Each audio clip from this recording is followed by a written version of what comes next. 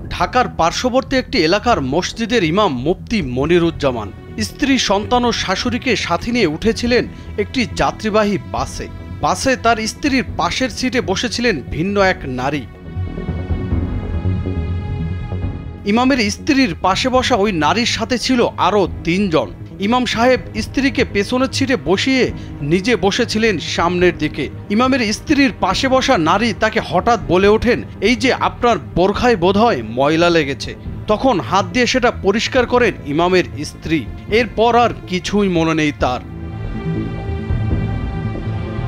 বাস থেকে নামার পর ইমাম সাহেবকে তার স্ত্রী শুধু বলেন, শরীরটা ভালো লাগছে না।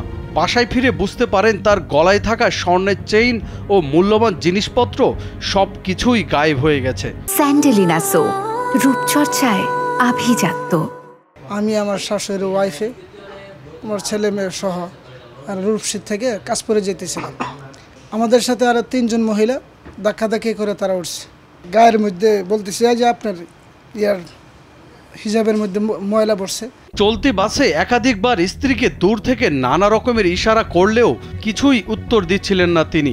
আসলে সেই সময় তার স্ত্রীর মস্তিষ্ক ছিল অন্যজনের নিয়ন্ত্রণে। তাই বাস ভর্তি মানুষের মধ্যেই নিজের গহনা তুলে দিয়েছেন পাশের সিটে বসা নারী প্রতারকের হাতে। আশপাশের মানুষ বিন্দু মাত্র টের পায়নি কেউই। আপনি আমার সেন্টটা দেখছেন, আমি সেন্ট দেখবো কীভাবে? সেন্ট তো পাইতেছে না। এই মহিলারাই আমার সেন্টটা নিয়ে গেছে। তো আমি বললাম যে তখন তুমি বললা না, তখন তো আমি কথাই বলতে পারতেছি না।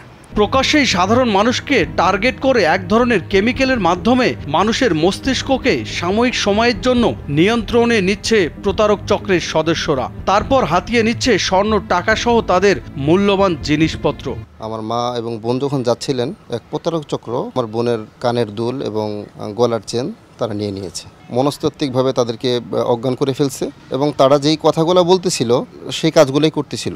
বিশেষজ্ঞদের ধারণা, প্রতারক চক্রের সদস্যরা এই কাজে যে কেমিক্যালটি ব্যবহার করছে তার নাম স্পোকোলামিন, যা হায়াসিন বা শয়তানের নিঃশ্বাস নামেও পরিচিত। শুধু রাজধানী ঢাকা নয়, ঢাকার বাইরে খুলনা, কুমিল্লা, এমনকি দেশের বাইরে প্রবাসীরাও জানিয়েছেন ঢাকার বাইরে গ্রামগঞ্জ পর্যন্ত ছড়িয়েছে এই শয়তানের নিঃশ্বাস প্রতারক চক্রের জাল। কলম্বিয়া স্পোকোলামিনকে ডেভিল ব্রিথ বা শয়তানের নিঃশ্বাস নামে অভিহিত করা হয়। দেখেন, স্কোপোলামিন এই ব্যাপারটা তো আসলে এটা অনেক পুরনো একটা যেটা এই ধরনের বিভিন্ন চিকিৎসা বিজ্ঞানের বাইরে অন্যান্য খাতে ব্যবহার কিন্তু অনেক পুরনো। এটা সবচেয়ে বেশি যেটা বোঝা যায়, এটা মানুষ কিছু কিছু সময় ব্যবহার করতেন তাদের আনন্দের জন্য, পরে দেখা গেল বেশ ক্ষতি হয়, সেটা তার বন্ধ হলো। তারপরে এটা বিশ্বযুদ্ধের পর সময়কালে গোয়েন্দাদের ইন্টারোগেট করার জন্য। এই বিশেষজ্ঞের দাবি, এটি মূলত তৈরি হয় ধুতুরা ফুল থেকে। সহজলভ্য ও দামে কম হওয়ায় এটি আমদানি করাও সহজ। দক্ষিণ আফ্রিকায় এটির ব্যবহার সবচেয়ে বেশি হয়। তবে বাংলাদেশে প্রতারণার কাজে যেটা ব্যবহার করা হচ্ছে সেখানে স্পোকোলামিনের সাথে আরও কিছু কেমিক্যাল মেশানো হয় বলে ধারণা তার। বিভিন্ন ধরনের বেভারেজ এবং খাবারের মধ্যে এটা মিশিয়ে দিত এবং তার ফলে মানুষ তার কন্ট্রোল হারিয়ে ফেলতো এবং তারপর তাদেরকে যেটা বলতে চান, ডাকাতি বলেন বা ছিনতাই বলেন, রাহাজানি বলেন, এই কাজগুলো, এটাকে যেহেতু ডেভিলস ব্রিথ বলা হয়, এটা অবশ্যই ইনহেলেশন রুটে মানুষকে তার উপর থেকে নিয়ন্ত্রণ কমিয়ে ফেলতে পারে। স্পোকোলামিন বা শয়তানের নিঃশ্বাসের শিকার হওয়া বেশ কয়েকজন ভুক্তভোগীর সাথে কথা হয়েছে আমাদের।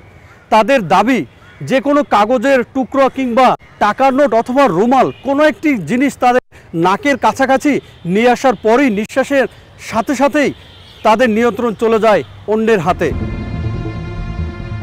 আমার ওই ফ্যামিলির সাথে ঘটনা ঘটছিল জানুয়ারি মাসের 2 তারিখে, কথা হচ্ছে না, এটা আমাদের সোনামুড়ি বজরা নোয়াখালী ইসলামগঞ্জ বাজারে ঘটনা ঘটছিল। 2টা মোবাইল ও নগদ টাকা লেগে গেছিল। তাদের কি মুখের মধ্যে কি একটা গন্ধ শুনায়, আস্তে তাদের সাথে কথা বলতে বলতে অ্যাক্সিডেন্ট হয়ে গেছিল। অ্যাক্সিডেন্ট নিয়ে সব জিনিস, তখন আমার হঠাৎ করে আমার শাশুড়ি জ্ঞান ফিরলে তখন বুঝতে পারছে তাদের সবকিছু লয়ে গেছে। স্পোকোলামিন ব্যবহার করে প্রতারণার কাজ বহু আগে থেকেই শুরু হয়েছে বাংলাদেশে। 2021 সালে খুলনায় একটি বড় অভিযান পরিচালনা করে মাদকদ্রব্য নিয়ন্ত্রণ অধিদপ্তর।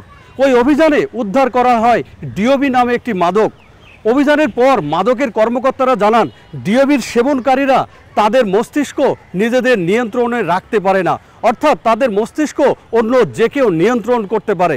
মাদকদ্রব্য নিয়ন্ত্রণ অধিদপ্তর বলছে, স্পোকোলামিন বা শয়তানের নিঃশ্বাসের বেশ কিছু ঘটনা তাদের নজরে এসেছে, কিন্তু এখন পর্যন্ত এটি উদ্ধার বা এই সংশ্লিষ্ট কাউকে ধরতে পারেনি তারা। এই ধরনের একটা ড্রাগ বাজারে প্রচলিত আছে এবং রিসেন্টলি কিছু ভিকটিম আছে এরকম আমরা তথ্য পেয়েছি।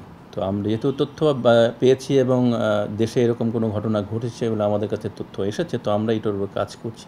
ঢাকা শহর থেকে বিভাগীয় শহর এমনকি গ্রামেও ছড়িয়ে পড়েছে শয়তানের নিঃশ্বাসের প্রতারকরা। অপরাধ বিশেষজ্ঞরা বলছেন শুধুমাত্র সতর্কতাই পারে এ ধরনের প্রতারণার হাত থেকে রক্ষা পেতে।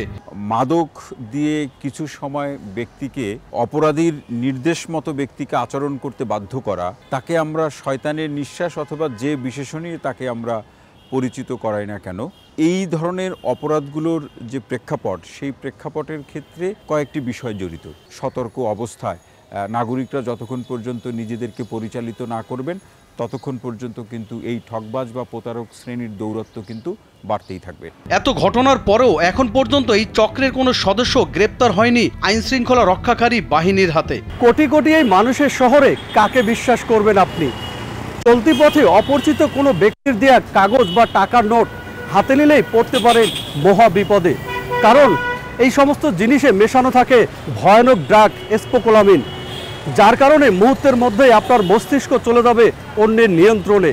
আপনার সাথে থাকা মোবাইল, মানিব্যাগ সহ দামি জিনিসপত্র নিয়ে পালিয়ে যাবেন প্রতারকরা।